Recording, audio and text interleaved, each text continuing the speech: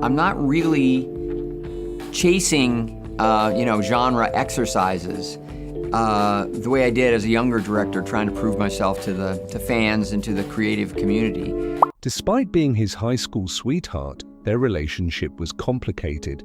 Before she accepted, Ron Howard had to pop the question 3 times. The renowned filmmaker is now disclosing the truth at the age of 71, including the shocking method they named their children, the secret fortunate charm she became for his films, and the reasons he chose her over the biggest names in Hollywood. We're revealing the little-known romance that saved Ron Howard's life today. On March 1st, 1954, Ron Howard was born in Duncan, Oklahoma. Under his father's supervision, he was acting normally at the age of 4. There was no haste to make him famous. His parents wanted him to know what he was doing and to be ready. Following a purchase in 1992, the business moved back to private ownership after going public for the first time in 1986. Its films have made billions of dollars internationally throughout the years. One of its greatest hits, A Beautiful Mind, took home 4 Academy Awards, including Best Picture in 2002. Other notable motion pictures include Frost, Nixon, 2008, The Da Vinci Code, 2006, and Apollo 13, 1995. These movies all demonstrated Ron's versatility in handling various genres. His influence on television was as noteworthy. Ron was not only a film director but also a superb storyteller across all platforms, as seen by Imagine Entertainment's critically acclaimed and award-winning production. Ron received some of the most prominent honors in entertainment over his career. He was nominated for Apollo 13 and Frost, Nixon, and won 2 Academy Awards for A Beautiful Mind. 6 Emmys, 2 Golden Globes, and a Grammy for the Beatles' 8 Days a Week are among his other accomplishments. Together, his films have brought in over $2 billion globally. Ron has 2 stars on the Hollywood Walk of Fame, one for cinema in 2015 and one for television in 1981 in honor of his contributions. Imagine Entertainment, his production firm, has contributed to projects that have been nominated for 217 Emmys and 47 Academy Awards. His reputation as one of Hollywood's most esteemed directors was cemented in 2003 when he was also granted the National Medal of Arts. This is the next step. The difference was entirely due to that preparedness. When he was cast as Opie Taylor on The Andy Griffith Show in 1960 at the age of 6, he got his big break. He became well known as a result of the 8-season series. His depiction of Opie made him one of the most adored child actors on television at the time, and he was given credit as Ronnie Howard. He had a difficult first scene on site. He had to act truly sorrowful and act as though his toy turtle had died. That was a significant task for a child actor, but Howard managed it with amazing concentration. He had a unique quality that director Bob Sweeney recognized, and he taught him how to focus and make each scene seem authentic. For years to come, Howard's acting style was influenced by that guidance. In the meantime, Griffith developed into Howard's father figure and mentor, helping him with his acting and life. He made sure he felt encouraged on set and gave him advice on professionalism and narrative. Their bond persisted even after the show's 1968 finale. For many years, they maintained a relationship, and Howard even made an appearance as a guest star on the new Andy Griffith Show in 1971. Howard always gave Griffith credit for influencing his early career, and Griffith frequently complimented Howard on his talent. Howard was already demonstrating his versatility while he was still on The Andy Griffith Show. He played Winthrop Peru in The Music Man, 1962, a lisp-prone, bashful youngster who gives one of the movie's most famous musical performances. The picture received 6 Academy Award nominations and became the 3rd highest-grossing film of the year. In The Courtship of Eddie's Father, 1963, he portrayed Eddie Corbett, a young man searching for his father who had lost his wife. His performance received accolades for its comic timing and depth of passion. Howard's innate talent to portray genuine emotions really struck director Vincente Minnelli. Acting wasn't the only thing Howard was interested in. He was captivated by filmmaking even as a little boy. He became familiar with the technical aspects of television during his tenure on CBS's Playhouse 90, Howard closely observed the work of some of Hollywood's top writers and directors who worked on the show. He gained insight into how filmmakers like Alex Siegel bring stories to life by observing how they oversaw intricate projects. In 1973, Ron Howard's performance as Steve Bolander in American Graffiti marked a significant turning point in his career. His most well-known role at the time was that of Opie Taylor from The Andy Griffith Show. Ronald William Howard was his full name. Rance and Jean Howard, who had devoted their life to performing, had him as their first child. The last name of his father, Harold Beckenholt, was changed to Howard in 1948. He became well known because of that role, but it also held him in the mold of a kid star. Everything was altered by American Graffiti. The final night of summer in 1962 was the setting for the George Lucas-directed movie. It followed a group of youngsters as they listened to the greatest rock and roll songs of their era, cruised the streets, and made important life decisions. A lot of it was inspired by Lucas's own adolescent years in Modesto, California. Steve, played by Howard, was a recent high school graduate who was unsure whether to go to college or stay with his girlfriend. The movie, which featured more than 40 timeless songs by musicians like Chuck Berry and Buddy Holly, resonated with viewers. Despite having a modest budget of less than $1 million, it became a huge smash, making over $140 million and gaining 5 nominations for Academy Awards. The success of the movie extended beyond the box office. "Where were you in '62" is its tagline, resonated with baby boomers who recalled their adolescence. A surge of nostalgia for the 1950s and early 1960s was also sparked by. For Howard, however, the effect was intimate. Hollywood still viewed him as a child despite the years he had spent as Opie. He had the opportunity to demonstrate that he could handle more adult roles because to American Graffiti, he needed the breakthrough, and it prepared him for the most important role of his career. Directors at ABC noticed Howard's performance. He was cast as Richie Cunningham in Happy Days in 1974 because they recognized his potential as a starring guy. The sitcom, which Gary Marshall created, was a humorous look at 1950s American life. It struggled in its first 2 seasons and got off to a poor start. But when it shifted to a multi-camera format with a live studio audience, everything changed. Happy Days gained the momentum it required from that change, and by its 3rd season, it was the most popular television program. Richie, as portrayed by Howard, was the epitome of the ideal lad next door, wholesome, responsible, and relatable. His character, who dealt with friendships, family issues, and adolescence, was the center of the program. Howard continued to appear on Happy Days for 11 seasons until 1980. However, things weren't always easy behind the scenes. Howard was the obvious star of Happy Days at beginning. That changed when Arthur Fonzie Fonzarelli, played by Henry Winkler, gained popularity. With his tough guy demeanor, leather jacket, and trademark "Aye," Fonzie swiftly rose to prominence as the most adored character on the program. By the 3rd season, Winkler's name appeared in the opening credits next to Howard's. Even rebranding the program Fonzie's Happy Days was a possibility for the network. Howard felt irritated. He was a writer, director, and actor. His mother trained as an actress in New York City. They created a family together in which performance and storytelling were commonplace. He felt like he was being pushed aside after signing on with the expectation that he would be in the lead. He stated unequivocally that he would quit the show if the title changed. ABC changed their minds and stuck with the original moniker. However, Fonzie continued to be the most discussed character. It was difficult, despite the tight friendship between Winkler and Howard. Howard acknowledged that he felt Happy Days was no longer his show, even though he had never been envious of Winkler. Behind the scenes, things got even more challenging. Howard saw that Winkler was treated differently by studio executives as his fame increased. They no longer prioritized him. He was being treated like a second-class person on his own show, according to the media. However, he turned it into motivation rather than allowing it to affect him.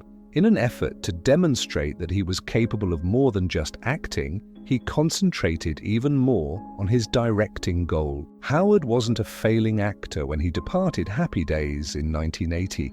He went with a specific objective and the know-how to achieve it. Ron Howard's love for directing began at a young age. He began shooting short films using a Super 8 camera while still a high school student in Burbank, California. This was more than a pastime. He was determined to master the art. He even participated in and earned second place in a high school film competition sponsored by Kodak. His early success demonstrated his genuine narrative talent. His future was significantly shaped by his father, Rance Howard. As an actor with knowledge of the film business, Rance urged Ron to view directing as more than a hobby. Ron was performing on The Andy Griffith Show at the time. However, he paid equal attention to what transpired behind the camera. He kept a tight eye on the directors, observing their camera work and rehearsals. "You're going to be a filmmaker one day," one of them said, observing his interest. That forecast stayed with him. Ron understood what he wanted by 1972 when he graduated from high school. He had a solid base from his Super 8 movies. He had gained knowledge in visual narrative, editing, and framing. Ron's father was a member of the US Air Force when an infant was born. Rance never lost sight of his love for acting, despite his military responsibilities. He was adamant about making theater his career after studying it at the University of Oklahoma. He was keen to show that he could be a director, even though most people still thought of him as an actor. He went on to study at the School of Cinematic Arts at the University of Southern California after graduating from high school. One of the top film schools in the world was USC. It possessed state-of-the-art machinery and solid industry ties. One significant event in Ron's path was his participation in the school's inaugural freshman film course. However, he was cast as Richie Cunningham on Happy Days shortly after he began his studies at USC. The program was a huge success. He had to make a decision because juggling, performing, and education became untenable. Despite leaving USC before completing his degree, he continued to learn. Every acting role turned into a chance to learn how to make movies. He answered inquiries, saw how a set was operated, and watched directors at work. He was receiving a practical education that was not possible in a classroom. He gave a guest lecture at USC years later, discussing his experiences with aspiring filmmakers. Even though he did not complete film school, his career was influenced by the lessons he acquired. In 1977, he had his first significant breakthrough as a director, but it took a unique form. He struck a contract with producer Roger Corman. Ron could direct his own movie if he consented to star in Eat My Dust. Although Ron wasn't thrilled with the writing, he recognized the greater potential. Corman allowed him to direct Grand Theft Auto in exchange for him accepting the position. In barely 2 weeks, Ron and his father co-wrote the script. The movie was shot in just 23 days with a meager $602,000 budget. It was a fast-paced action comedy with crazy automobile chases and quirky characters about a young couple on the run. Audiences adored it, but critics had mixed opinions. Considering its modest budget, the film's $15 million box office receipts were a remarkable success. Grand Theft Auto's direction marked a sea change. Ron had to deal with strict deadlines, little funding, and the demands of making a fun movie. Additionally, it was the only feature picture he ever directed himself. More significantly, Grand Theft Auto's popularity demonstrated that he was capable of more than just acting. He began to get recognition as a director in Hollywood. Night Shift, a comedy that demonstrated that Ron Howard was more than simply an actor, launched his career as a director in 1982. Jean, his mother, brought the same creative energy into their family from her time studying acting in New York. Ron was surrounded by creativity from an early age while growing up in this setting. There weren't many than 20,000 people living in Duncan. Behind the scenes, he desired more than his most well-known role as Richie Cunningham on Happy Days. Although he had directed a few minor productions before, Night Shift was his first significant challenge. Shelley Long, Henry Winkler, and an unheard-of Michael Keaton in his first significant role were all included in the movie. It narrated the tale of a timid night shift morgue worker whose life is completely upended when he is persuaded to launch an odd business, a prostitution ring, out of the morgue by a boisterous, erratic co-worker. Howard managed to make the strange notion work by striking a balance between heartfelt moments and outrageous comedy. Despite having a little budget, the movie was a surprising smash, grossing over $21 million at the box office. Howard's direction and Michael Keaton's exuberant performance were particularly commended by critics. He stole the show in every moment and took home the Best Supporting Actor award from the Kansas City Film Critics Circle. With a 93% approval rating on Rotten Tomatoes, the movie is still regarded by many as one of the best comedies of the early 1980s. Not all of the critics were convinced. The impact was evident, although Janet Maslin of the New York Times felt that the movie lost some of its vigor in the second half.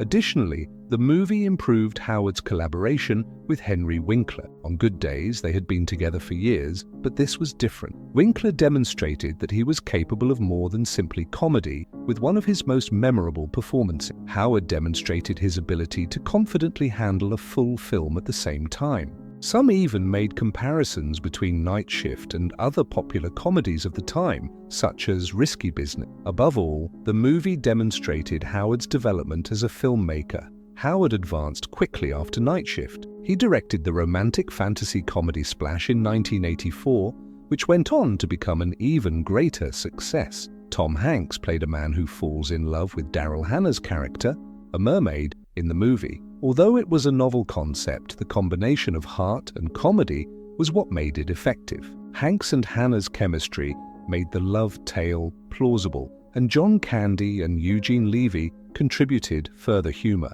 For both Howard and Hanks, the movie marked a sea change. In addition to making Hanks famous, it was the first movie to be released under Disney's new Touchstone Pictures banner, which specialized on mature tales. Splash, which had an $11 million budget, made around $70 million in the United States, ranking as the 10th highest-grossing movie of the year. Howard's ability to blend humor and emotion was hailed by critics. Roger Ebert had one peculiar grievance, but most people enjoyed the movie. He believed that John Candy, not Hanks, ought to have taken the lead. Nevertheless, the movie was a hit and was nominated for Best Original Screenplay at the Academy Award. It demonstrated that Howard was more than a one-hit wonder. There, away from the entertainment industry, life was straightforward. However, Ron displayed something unique even as a toddler.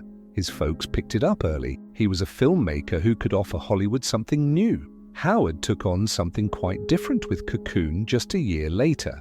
In this science fiction drama from 1985, elderly members of a retirement home find an alien presence that makes them younger again. It earned an Academy Award for its innovative visual effect, heart, and humor. The cast of the movie, which was filmed in St. Petersburg, Florida, included Oscar-winning Best Supporting Actor Don Ameche. One of the year's biggest hits, Cocoon brought in over $85 million.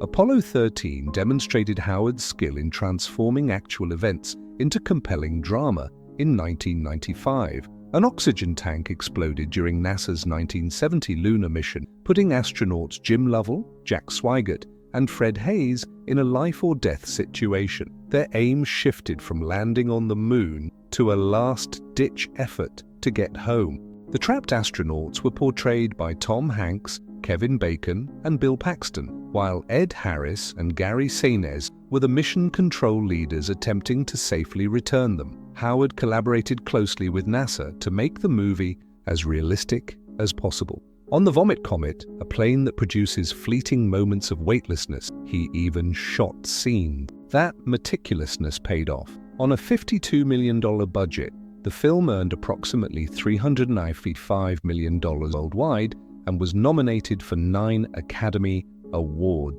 Unexpectedly, Howard was not included in the Best Director category, while winning for Best Sound and Best Film Editing. Apollo 13 eventually became a classic. Pop culture now includes the well-known phrase, "Houston, we have a problem." The movie's cultural and historical significance led to its inclusion in the National Film Registry in 2023. A few years later, Howard, who had a lovely intellect, took on another true story. The movie, which came out on December 21, 2001, chronicled the life of John Nash, a math whiz who fought schizophrenia. In his portrayal of Nash, Russell Crowe vividly captured his genius, paranoia, and eventual success. In order to put the audience inside Nash's head, Howard employed inventive storytelling techniques, disclosing important elements only after the character himself acknowledged them.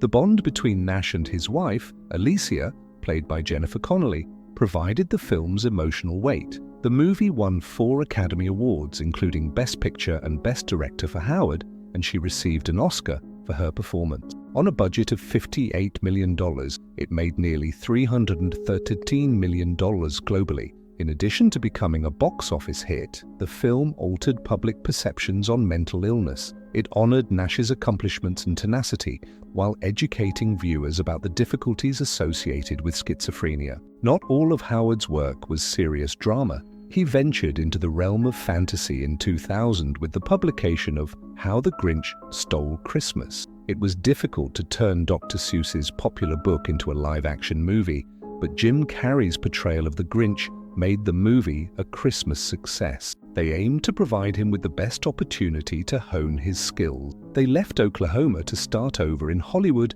as a result of their choice. The Howards maintained a modest lifestyle even after relocating to Los Angeles. Carrey famously compared the hours of makeup he had to do each day to being buried alive in order to turn into the green, Christmas-hating caricature. Howard attempted to lighten the mood by dressing up as the Grinch himself on site because the project was so demanding. Released on November 17, 2000, the movie made $345 million worldwide on a budget of $123 million, making it the highest-grossing Christmas picture of its time.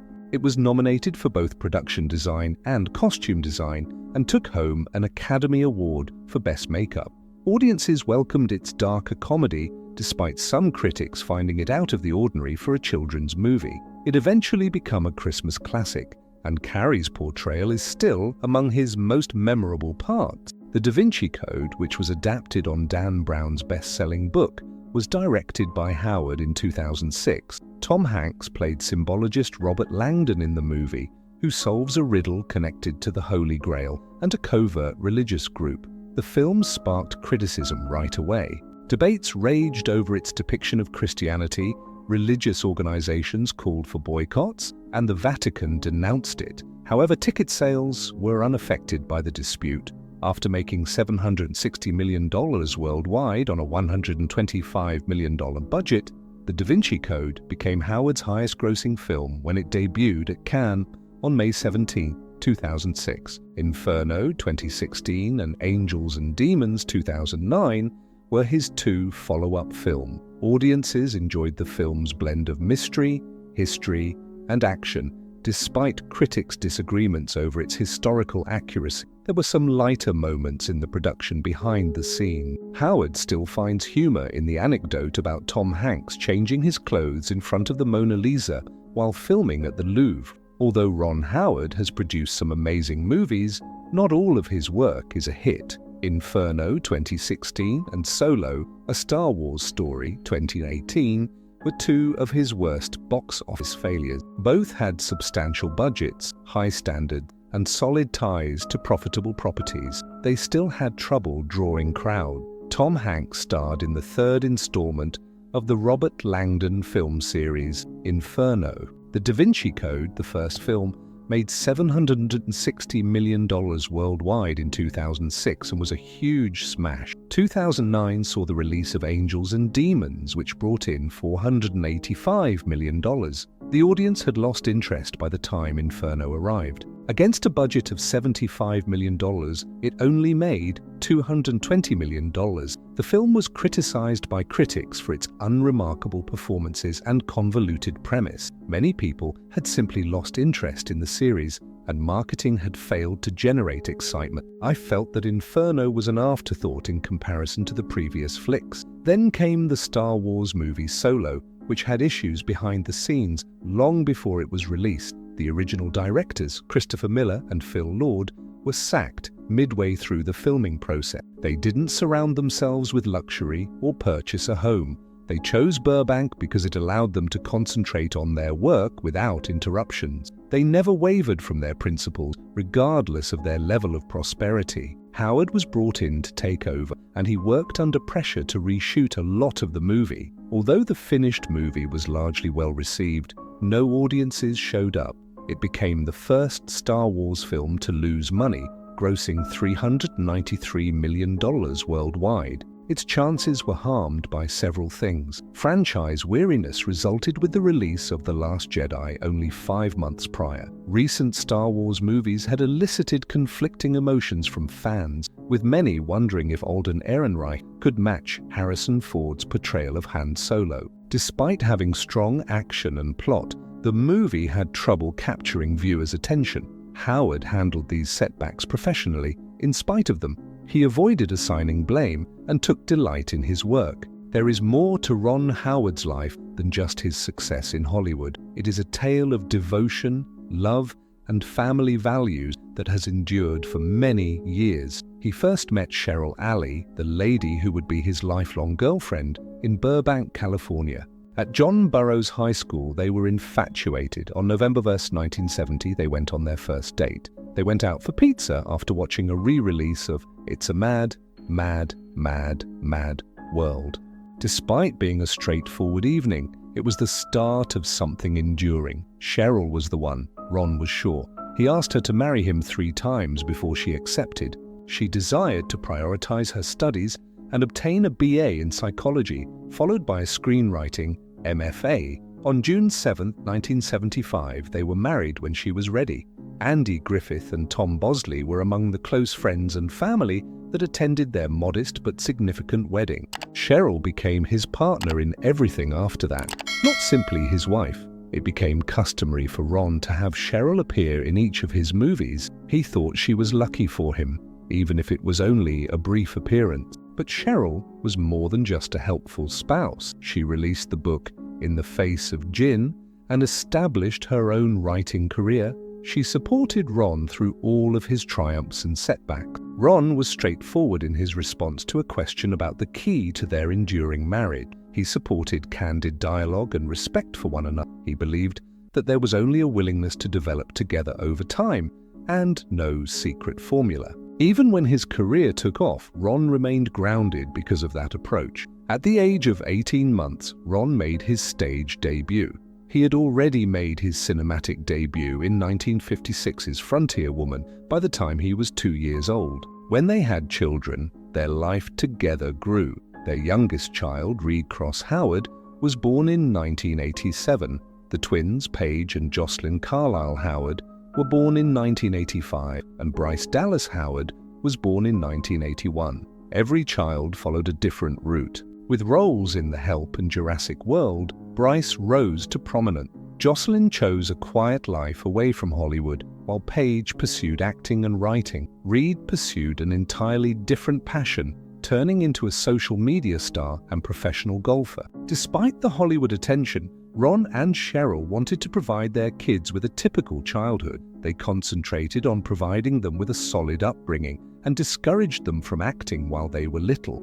They frequently accompanied the children to filming locations, homeschooling them as needed. They relocated the whole family to London when Cheryl became pregnant with Reed so that Ron could be present for both the filming and the birth of their son. Family should always come first in their opinion. Their humor and inventiveness were even reflected in the names they gave their kids. The place of conception is symbolized by each middle name. The Texas city inspired the name of Bryce Dallas. The Manhattan Carlisle Hotel served as the inspiration for the names of Jocelyn and Paige Carlisle. A roadway close to their house at the time gave rise to Reed Cross's name. It was never easy to juggle job and family obligations, but Ron and Cheryl managed. Ron attributes their family's stability to Cheryl's ability to manage the detail. Alan Alda, an actor and director, advised him early in his career to approach family with the same care that he put into producing a screenplay.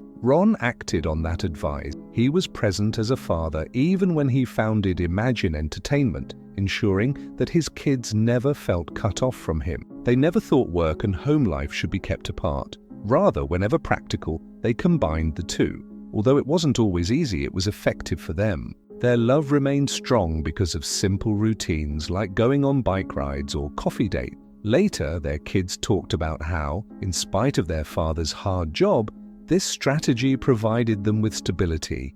beyond his family, Ron left a wonderful cinematic legacy. He and producer Brian Grazer co-founded Imagine Entertainment in November 1985, producing more than 50 films and a number of popular television shows such as Friday Night Lights, Empire, and Arrested Development. The business rose to prominence in Hollywood. Additionally, Imagine Entertainment entered the streaming market by creating content for Apple, TV+, Disney+, and Netflix.